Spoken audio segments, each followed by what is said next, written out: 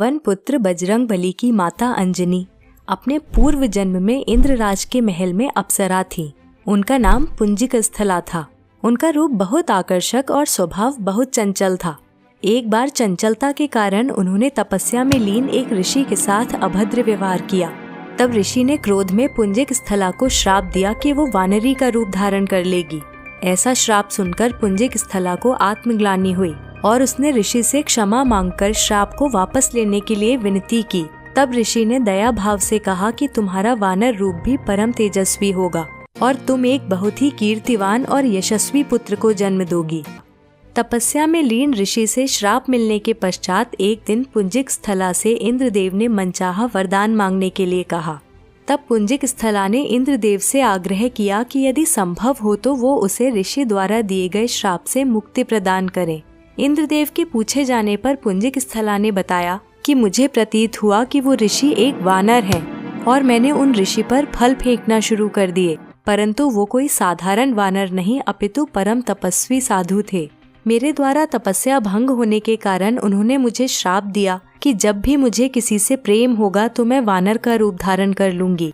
मेरा ऐसा रूप होने के बाद भी उस व्यक्ति का प्रेम मेरे प्रति कम नहीं होगा।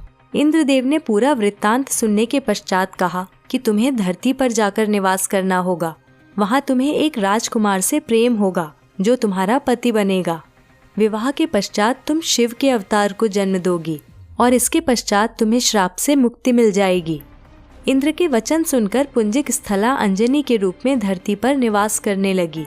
एक बार वन में उसने एक युवक को देखा जिसकी ओर वो आकर्षित हुई। जैसे ही उस युवक ने अंजनी को देखा, अंजनी का चेहरा वानर का हो गया। अंजनी ने उस युवक से अपना चेहरा छुपाया। जब युवक उसके पास आया तो अंजनी ने कहा, मैं बहुत बदसूरत हूँ। परंतु जब अंजनी ने उस युवक की ओर देखा तो वो भी वानर रूप में ही था। उस युवक ने बताया कि मैं वानर राज केसरी हूँ और जब चाहूँ तब मनुष्य रूप धारण कर सकता हूँ। दोनों को एक दूसरे से प्रेम हुआ और वे विवाह के बंधन में बंध गए।